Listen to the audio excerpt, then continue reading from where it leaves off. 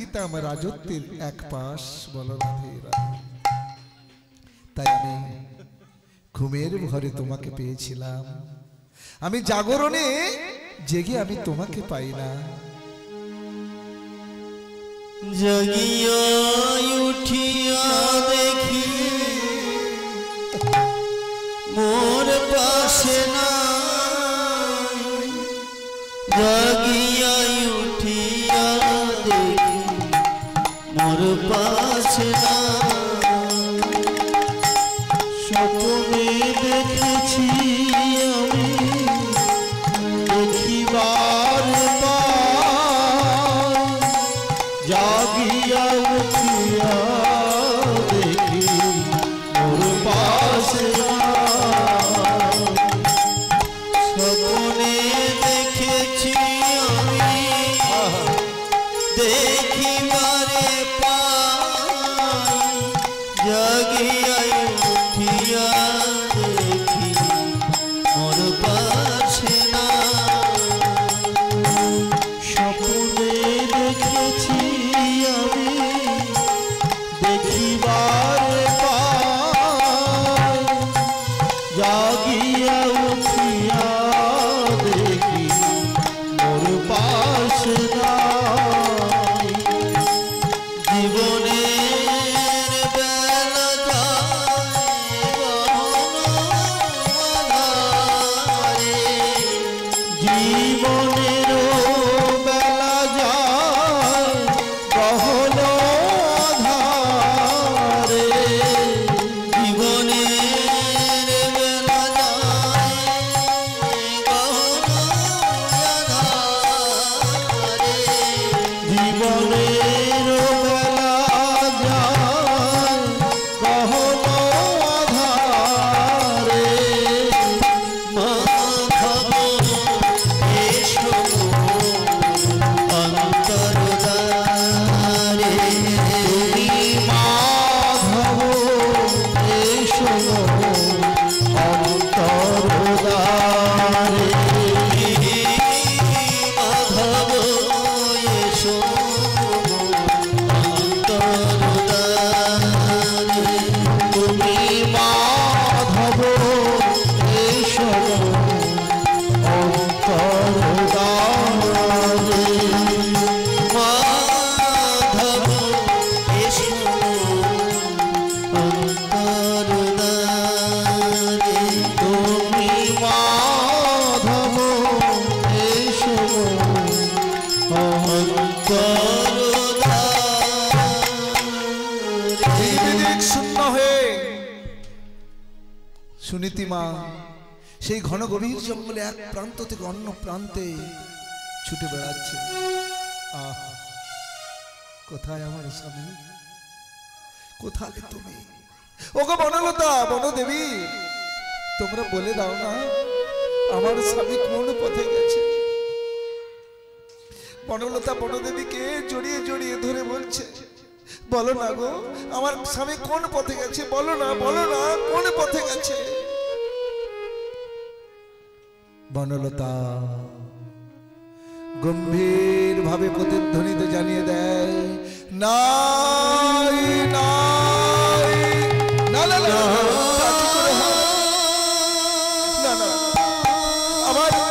আমার স্বামী বেঁচে আছে, আমার স্বামী আছে। তোমরা জানো না গো আমার স্বামী আছে। আমার স্বামীকে হিংস্র জন্তু জানোয়ার বধ করতে পারি না। আমি যত বড় শাস্তি পাই না কেন, আমার স্বামী যেন সুরুচির কাছে ফিরে যায়, আমি মারা যাই তাতে দুঃখ নাই। ঘন ঘন জঙ্গলে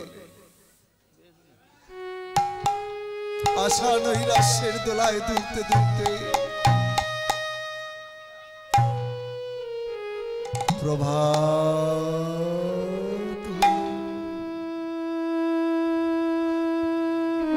পূর্ব দিগন্তে ভগবান সূর্য নারায়ণ উদিত হলো। দোয়েলের শিশে পাপিয়ার পিউ কাহা গানে, কোকিলের কুহুতানে সারাটি বনভূমি মুখরিত। ওই তো, ওই তো প্রভাত হয়েছে। কি এই ধূমাগ্নি কোথা থেকে এলো? মানে ধোঁয়া গোমা, ঘৃতের গন্ধে চারিদিক আমোদিত। তবে কি সন্নিকটে কোনো যোগীমুনি ঋষিদের আশ্রম রয়েছে? আমি একটু এগিয়ে যাই, একটু একটু করে এগিয়ে যাচ্ছে, একটু একটু করে এগিয়ে গিয়ে দেখে না সেই আশ্রম কুটিরে সমস্ত তাপস বালক রয়েছে। আর গুরু মহারাজ বেরিয়ে এলেন, চমকে বললেন, কে কে তুমি মা? এখানে তুমি এই জঙ্গলের মধ্যে একাকী কেন? বাবা, পশ্চাতে কহিব আমার পরিচয়। বেশ, সেই গুরু মহারাজ করলেন কি, অন্যান্য সন্ন্যাসিনীদেরকে বললেন, শোনো, তোমাদের মতো করে একে তোমরা লালন পালন করো। গুরু মহারাজ করলেন কি, সন্ন্যাসিনীর বেশ দিলেন, গলায় জপমালা দিলেন, লোলাটে তিলক দিলেন, দিয়ে অন্যান্য সন্ন্যাসীদের মতো, ওই সন্ন্যাসিনীদের মতোই একটি পর্ণকুটিরে বসবাস শুরু করলেন। এমন সময়, সন্ধ্যাকালীন সময়ে মা সুনীতি ইষ্ট দেবতার আরতি কীর্তন করছে আর বলছে, হে প্রাণনাথ, তুমি আমার সকল কাজের দিশা, তুমি আমার সকল চাওয়ার পাওয়া। আমি যে বেঁচে আছি সেটা তোমার ইচ্ছা। এমন সময় প্রচন্ড ঝড় বৃষ্টি বজ্রপাত, আর পর্ণকুটিরের বাইরে থেকে বলছে, কে আছো, কে আছো পর্ণকুটিরে, আশ্রম কুটিরে? আমাকে একটু আশ্রয় দিন, আমি অনাশ্রয়, আমি বড় বিপদাপন্ন। আমায় কি এ কার কণ্ঠস্বর? কে ভাবছে? সুনীতি, এ তো রাজা উত্থানপাদ, আমার স্বামীর কণ্ঠস্বর। কিন্তু না না না না না, আমি মনে হয় স্বপ্ন দেখছি। আবার ডাকছে, কে আছো, কে আছো? আমি বড় বিপদাপন্ন, দ্বার উন্মোচন করুন আমাকে। না না না, তা কি করে হয়? এই তো আমি শুনতে পাচ্ছি, আমি তো জেগে রয়েছি। কে কে ডাকে? কিন্তু কিন্তু তো স্বামীর কণ্ঠস্বর। না না, তা কেন হবে? এই ঘন গভীর জঙ্গলে কেন আমার স্বামী আসতে যাবে? তিনি তো রাজা, তিনি তো মহারাজ, তিনি কেন আসবে, কেন আসবে, কেন আসবে? না না না না না, ঠিক আছে, আমি দ্বার উন্মোচন করে দিই। দ্বারটা উন্মোচন করে দিলেন। কি আমি কি দেখছি? মনে মনে ভাবছে, আমি আমি আমি ঠিক দেখছি তো? আমি কি দেখছি? কাকে দেখছি? সিক্ত বছর, সারা অঙ্গ ভেজা, কৃষকায় রাজা উত্থানপাদ সে পর্ণকুটিরে প্রবেশ করে চারিদিকে তাকিয়ে দেখলেন। বলছে, ভদ্রে, আমাকে এখান থেকে বিদায় দিন, আমি চলে যাই। বলছে, কেন? বলছে, এক রাত্রিকাল আবার আপনি একাকী মেয়ে ছেলে, আমার থাকাটা কি সমীচীন হবে কি মা? যদি কারো বাড়িতে রাত্রিকালীন যেতে চাই, বিপদে আশ্রয় পেতে চাই, যদি সেখানে কোনো একা মা থাকে, আমার থাকাটা কি সমীচীন হবে? হবে না। তখন কি, না না মা, আমি আসি। তাই রাজা উত্থানপাদ বলছে, আমি আসি ভদ্রে, আমাকে না না না, কেন কেন যাবেন? সন্ন্যাসিনীর বা সন্ন্যাসীদের ধর্ম হলো অনাশ্রয়কে আশ্রয় দান করা। আপনি নির্ভয়ে নিশ্চিন্তে এখানে থাকতে পারেন। দেখুন মায়েরা কত বড় ঝুঁকি নিতে পারে। রাজা উত্থানপাদ কিন্তু সুনীতিকে চিনতে পারছে না। কেন পারে না? তার বেশভূষা তো চেঞ্জ হয়ে গিয়েছে না, সন্ন্যাসিনী। কিন্তু স্ত্রী তার স্বামীকে চিনতে পেরেছে। সেখানে তো ইলেকট্রিকের আলো বা ভালো আলো নেই, একটি প্রদীপ, ঘৃতের প্রদীপ প্রজ্বলিত ছিল, তাই ক্ষীণ আলোতে ভালো করে দেখাও যায় না। তখন সুনীতি মা করলেন কি, সেই ঘৃতের প্রজ্বলিত প্রদীপটি মুখের সামনে তুলে ধরলেন। দেখো তো ভদ্র, আমাকে চিনতে পারো কিনা? একই আমি কি দেখলাম? সুনীতি আমার প্রাণ প্রিয়া, আমি তোমার সেই স্ত্রী সুনীতি। আমি আর সন্ন্যাসিনী হয়েছি গো। এসো কাছে এসো, আরো কাছে এসো। না না না না না, কে বলছে কথা? সুনীতি বলছে এসো কাছে এসো, আরো কাছে এসো। রাজা উত্থানপাদ বলছে না, তোমার কাছে যাওয়ার আমার অধিকার নাই গো। আমি তোমার উপর যে অন্যায় অবিচার ব্যভিচার করেছি, তাতে তোমাকে স্পর্শ করার হচ্ছি। ও কথা বলতে আছে, হাজার হলেও তুমি যে আমার স্বামী, তুমি যে আমার স্বামী। আমার ভাগ্য কাছে যা ছিল তাই হয়েছে, সেজন্য তুমি কেন দোষী হতে যাবে, তুমি কেন দায়ী হতে যাবে? এই হচ্ছে মায়ের শত অপরাধ স্বামী ক্ষমা করে দেয়, কিন্তু স্বামী মায়েদের একটু অপরাধ ক্ষমা করে দিতে পারে না। জড়িয়ে ধরলেন রাজা উত্থানপাদকে, ঠিক যেন মনে হলো দুটি দেহ এক হয়ে গেল, আর সত্য প্রস্ফুটিত একটি পদ্ম ফুলের ন্যায়। নিশি অবসানে ভোর হলো। সুনীতি বলছে, রাজন এবার তুমি সুরুচির কাছে ফিরে যাও। অন্ধকারে এসেছিলে, আধার থাকতে তুমি চলে যাও। মন্দিরে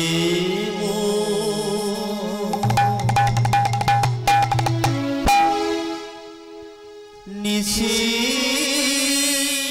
হলো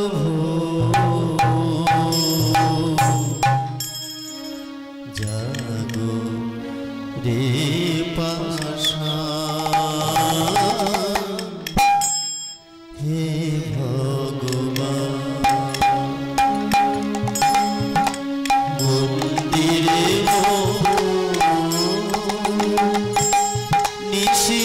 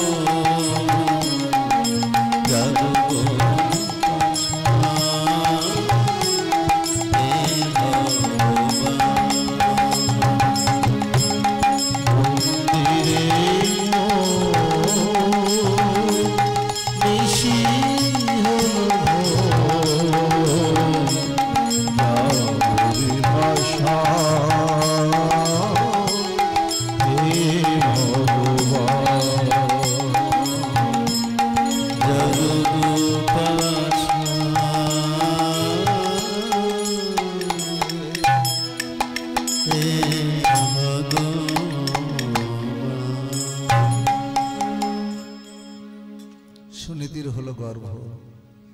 কি গো? লোলাটে লিখিতং রেখাং সপ্ত পরিমর্জিতম পদং পদং তদ বিপদম। যাদের বিপদ আসে না, একটা বিপদ না কাটতে কাটতে আবার একটা বিপদ আসে, বলে না অনেকে আমার কপাল মন্দ, ভাগ্য খারাপ, তাই না? সর্ব সময় বিপদ আর বিপদ, তার বিপদ আর পিছন ছাড়ে না। তাই এখানে সুনীতির গর্ভ হয়েছে। অন্যান্য সন্ন্যাসীরা জানতে পারলেন, তারা ছেড়ে দেবে, তোমরা ছেড়ে দেবে। মায়েরা দেখবে তোমরা খুব ভালো মা, তবে তোমরা খুব গুজবে কান্দাও আর পরচর্চা মুখরোচক, মানে তেঁতুলের চাটনিচু মুখরোচক। দেখবে নামে সময় কাটবে না, বাড়ির কাজে সময় কাটবে না, ঘাটে হাটে বা বাজারে কাউকে যদি একজনকে পাও মনের মতো, হ্যাঁ ব্যাস, শাশুড়ির গল্প আরম্ভ করে দিলে, শাশুড়ি হলে বৌমার গল্প আরম্ভ করে দিলে, কে গ্রামে পালিয়ে গেছে, কে এলো, কে চুরি করলো। পরচর্চা বড় মুখরোচক, ঘন্টার পর ঘন্টা কেটে যাবে। সেদিকে যে ভাত বসিয়ে এসেছো সে আর মনে নেই, তখন জল ফল সব শুকিয়ে গেছে। বলো রাধে রাধে। তাই সন্ন্যাসিনীরা দেখলেন যে সুনীতির গর্ভ হয়েছে। সন্ন্যাসিনী গণ যত দেখলেন সুনীতির গর্ভ হয়েছে, তাহলে ছেড়ে দেবে? তোমরা ছেড়ে দেবে? এরকম যদি যোৎকার করে কারো হয়, আমরা তো সব খুব আনন্দ করবো, তার মানে মহোৎসব করবো সেটাকে নিয়ে, তাই না? আনন্দ করব। তাই কানাকানি করে যত সন্ন্যাসিনী জনে যত। সুনীতি হইল গর্ভবতী, সব কানাকানি করছে, এই সুনীতি সন্ন্যাসিনী, তার গর্ভবতী হলো কেন? কণ্ঠে জপমালা পরি, হ্যাঁ, সন্ন্যাসিনীর বেশ ধরি, গোপনে ভজিল উপপতি। গোপনে নিশ্চয়ই উপপতি ভজেছে। কি উপপতি? মানে পতি ছাড়া অন্য পুরুষে আসক্ত, তাকে বলে উপপতি। কার কাছে নালিশ গেল? প্রধান গুরু মহারাজের কাছে। কারা নালিশ করলো? অন্যান্য সন্ন্যাসীরা, যে উপপতির ভজনা করেছে, গর্ভে সন্তান এসেছে, তাই আমাদের মুখ দেখানো ভার, এটা কিছু শাস্তি হোক। এখন বললেওয়ালা যেমন তেমন, শুনলেওয়ালা আক্কেল থাকা দরকার। কিন্তু গুরু মহারাজ, এই যে বাবুটা বোকা আছে, এনাই তো জাজেস, তোমাদেরকে ভুড়কি দিয়ে পালিয়ে যেতে পারে, কিন্তু জাজেস করবে কারা? এনারা, যে বাবু কথাগুলো, ভাষাগুলো, সংখ্যাগুলো কি বলছে, একই না? জাজেস দু চারজন হয়, সব ভাষার মর্যাদা সবাই বুঝবে না।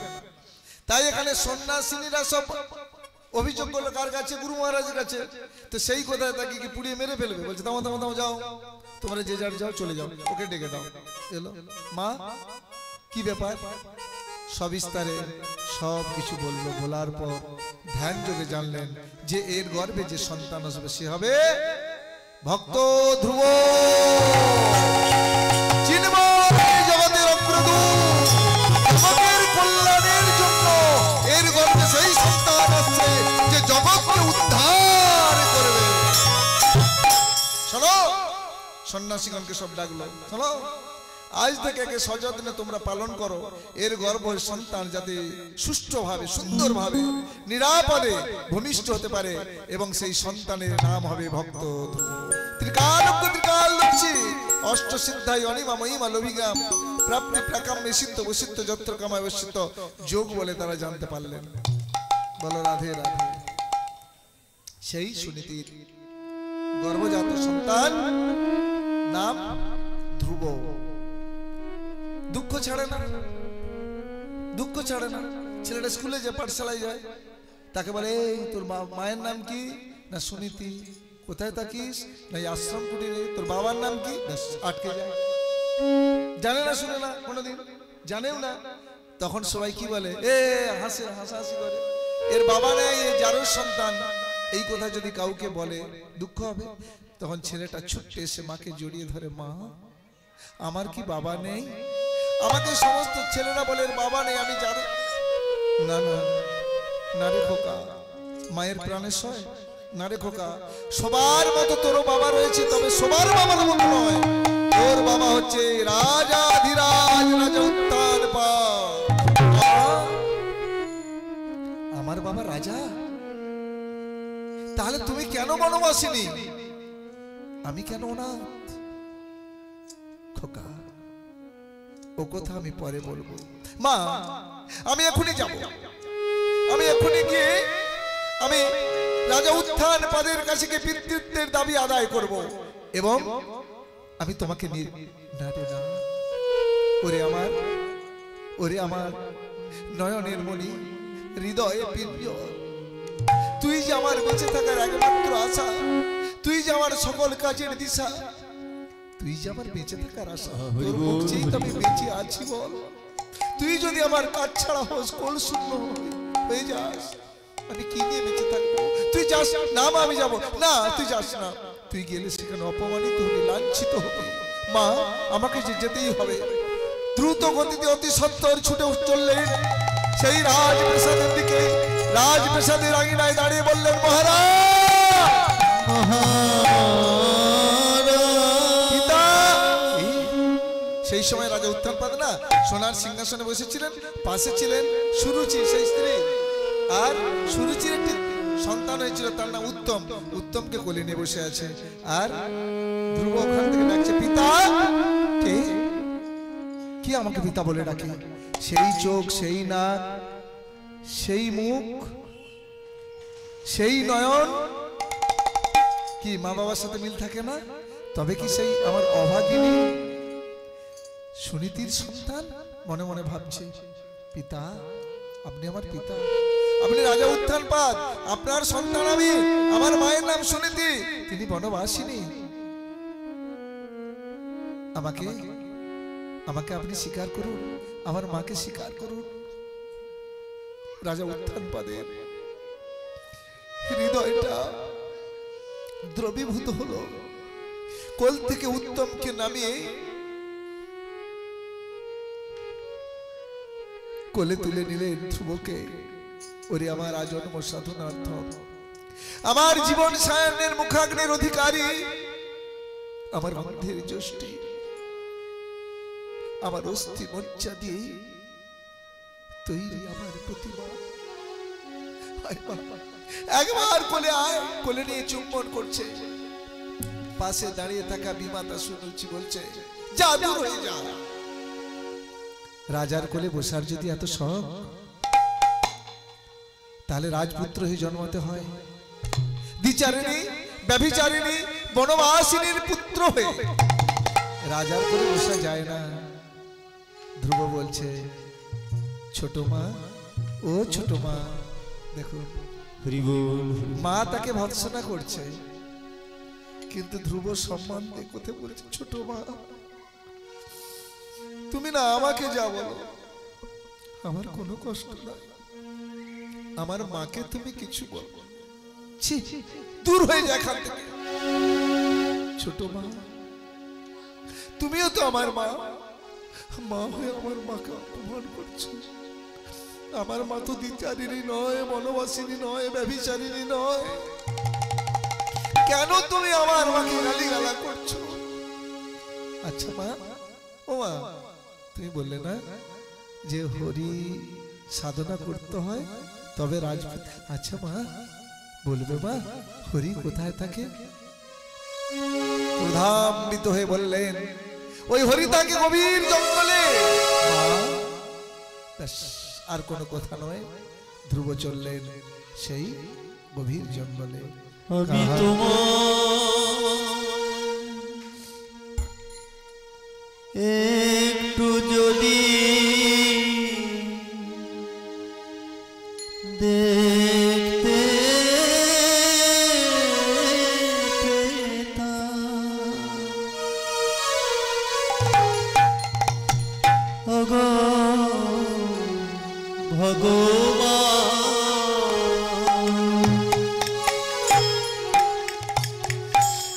আমি কি যে পেতাম জেনে নিতাম, আমি তোমায় যদি দেখতে পেতাম, ভগবান তুমি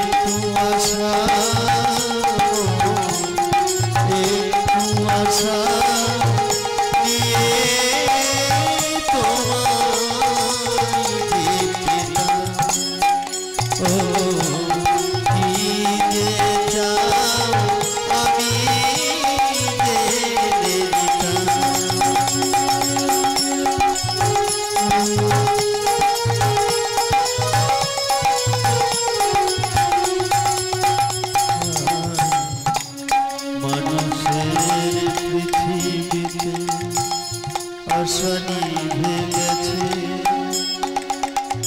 তোমার হিয়ায় মোর সব লুকায়ে আছে।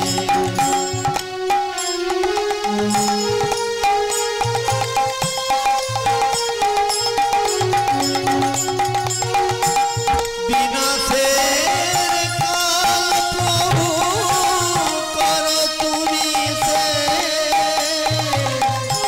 অনাথের নাম তুমি লিখে দাবে।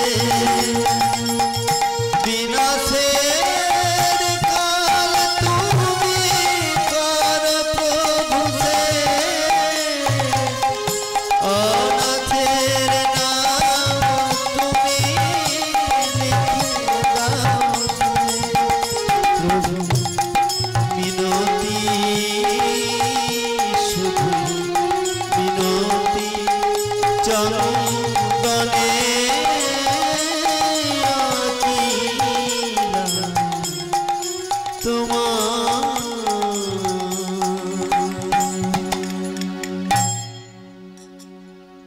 গভীর জঙ্গলে সেই ধ্রুব বাচ্চা ছেলেটা দিন রাত অতন্দ্র প্রহরী হয়ে বিনিদ্র রজনী যাপনান্তে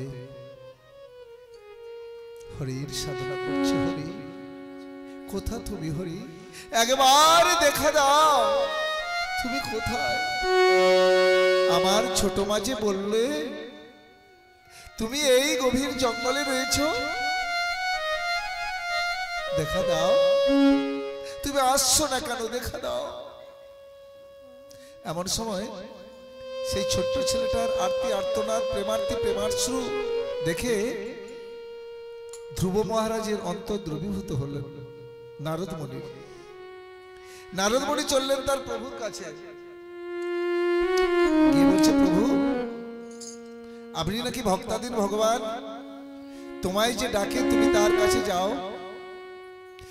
আমি তো বলবো তুমি পাষাণ। বলছি কেন? ওই যে 5 বছরের ছেলেটা দিন রাত তোমায় ডাকছে, কই তুমি তার কাছে যাচ্ছ না?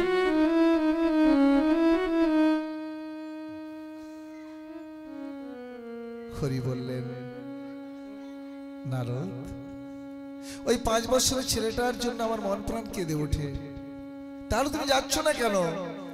বলছে ওর যে দীক্ষা হয় না। বলো রাধে রাধে। ওর দীক্ষা প্রাপ্ত না হলে আমি যে ওর কাছে যেতে পারছি না, তাই তুমি ওর কাছে গিয়ে তুমি গুরুদেব হয়ে ওকে দীক্ষা প্রদান করো, তবেই আমি ওর কাছে যেতে পারবো। কত বড় শিক্ষা! দীক্ষা যদি না হয়, তুমি যত অনেক হয় না, আমি মন প্রাণ দিয়ে তো ডাকি তো দীক্ষা না নিলে কি নয়? আমি তো করি বলে, আমি তো পড়ি তো, স্কুল কি না গেলে নয়? বলে পড়তে পারো, কিন্তু 4 থেকে 5 থেকে 6 মাধ্যমিক হবে, সার্টিফিকেটটা কে দেবে? দিতে পারবে কেউ? বলে আমি প্রেম করেছি মেয়ের সঙ্গে, একটা প্রেম করেছি, ভালোবাসা করেছি। বলে তুমি তাহলে নিয়ে আসছিনি কেন? দীক্ষা প্রাপ্ত না হলে যতই তুমি সেবা পূজা অর্চনা বন্দনা করো, সবই কিন্তু ভস্মে হচ্ছে। তাই কি করতে হয়? বলে প্রেম করেছো, কিন্তু বিবাহ না পর্যন্ত তাকে বাড়িতে আনতে পারবে কি? পারবে না। তুমি আড়ালে গোপনে নীলারায় নির্জনে প্রেম করতে পারো, কিন্তু প্রকাশ্যে তুমি সেই মেয়েটাকে এনে তোমার সঙ্গী সাথী করতে পারো না, কাছে আসতে পারবে না। তাই বললেন যে দীক্ষা প্রাপ্ত না হলে আমি তো দেখা দিতে পারছি না। সেই নারদমণি এসে বললে, প্রভু তুমি? বলছে না, আমি তোমার প্রভু নয়, আমি তোমার গুরুদেব হয়ে এসেছি। প্রভুর নির্দেশে আমি তোমাকে দীক্ষা দিই। 10টা দশাক্ষর মন্ত্রে ওম নমঃ ভগবতে বাসুদেবায় এই মন্ত্রে দীক্ষা প্রদান করলেন। যা দীক্ষা প্রদান করলেন, তারপরে ভগবানের অন্তরের অন্তঃস্থল থেকে প্রেম নিশ্চিত পূর্বক ভগবান নেমে এলেন, এসে ধ্রুবকে দেখা দিলেন।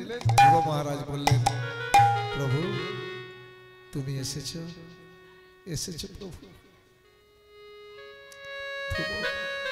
আমি তোমার কাছে এসেছি, তুমি নয়ন ভরে আমাকে দেখো।